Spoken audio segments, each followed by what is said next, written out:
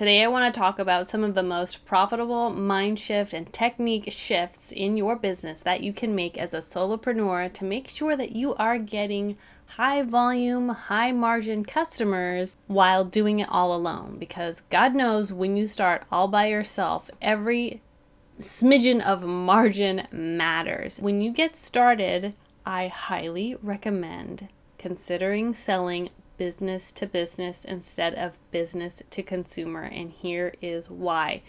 Business to consumer usually means that you are fighting somebody's budget, especially if you are doing non-essentials like handmade jewelry, for instance, like I did. Handmade in general is such a luxury commodity these days, especially with everything being so mass produced. If you are looking for something practical and cheap, you're just going to go to Amazon and pick it up.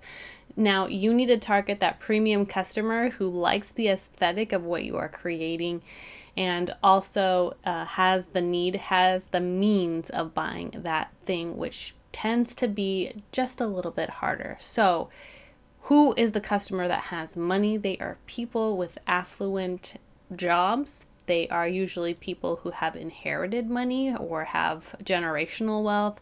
And then my absolute favorite customer of all is business to business, because that's just where I've lived in the past 15, 20 years of my career. I have always been interested in business, the ins and outs of it. It's like figuring out a puzzle. The whole game is just interesting to me. So I loved the idea of being able to support other small businesses in this way by providing product for them that they needed. So that is who I targeted. And the reason why a business is more profitable than a consumer is because a business is there to generate money, most likely. And so they are willing to spend more if the thing that you are providing is going to make them money. It's not a subjective purchase for them. It's not the thought that counts in a purchase when you are talking about business. It is a calculated, quantitative purpose when you are a business purchasing items for your shop. All right, the next thing is you have to have good photos. We are in the day and age where video is king, and photos, you cannot take a blurry photo anymore. I am actually so blown away by how well Vinted and Depop are doing right now, because those photos are actually really terrible. I think what you can get away with on there is that it's a really great price. So as long as you are in the ballpark of maybe what you are selling or representing what you are selling, yeah, sure, somebody's going to click on that and buy it for $2. But when we are talking about choosing your profitable customer and presenting it in a way that looks clean and elegant, and answering all the questions in your photo before the customer even asks them is the goal. So think of your photos not just as a representation of the item, but answering the questions that people are going to have about that item. So how to use it, have a picture demonstrating. I sell perfume bottles, for example. So maybe I could just have a photo of somebody spritzing in the air and catch that moment where the mist is hitting them in the face with their custom bottle. That would be actually a really cool photo. I should do that. And the goal is to be aspirational.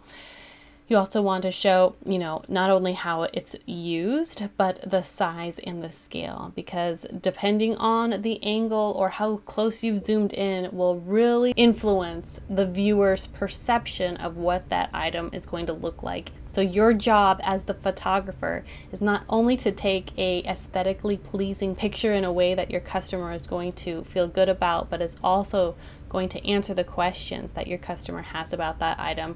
There are so many things to consider when you are taking a photo. If you are interested in learning more about that, go ahead and click the link below. I'm going to be talking about it all. All right, so we want to choose a profitable customer, a B2B customer, preferably, especially if you're starting solo. We want to have those pictures answering questions, not just taking pictures of the item.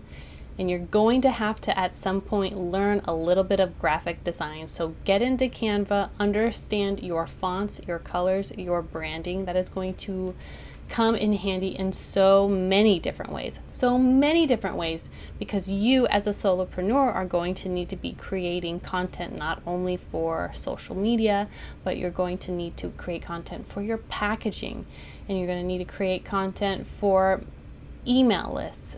If you do partnerships with other businesses like we have done in the past, they are going to ask you for a brand kit so that they can market your partnership on their site with your things.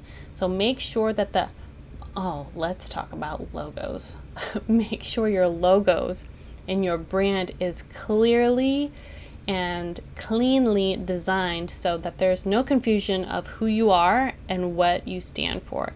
I work with brands that have provided us with logos that are incredibly hard to work with, incredibly hard to read, and I worry for their success because if nobody can understand who you are or what you do, how are you going to sell them? And last but not least, you need to have impeccable customer service skills. And how I like to think about this is you need to treat your customers like you would treat your employee. Some people think customers are just another dime a dozen.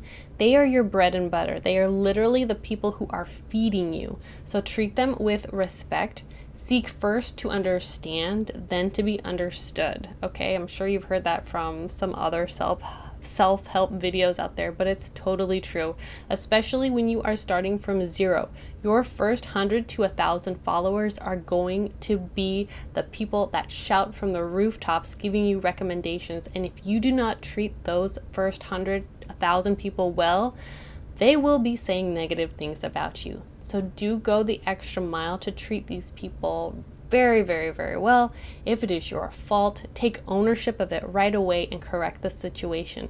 Don't ever try to argue back and forth with a customer if they're dissatisfied, because their dissatisfaction is their own personal opinion. You cannot change that. If something you did made them upset, don't say to them that it shouldn't have made them feel that way. Just try to step back and say, how can I make this right? And if it's within your scope, by all means comply. I think sometimes we can forget that the customer is always right is actually some really good advice.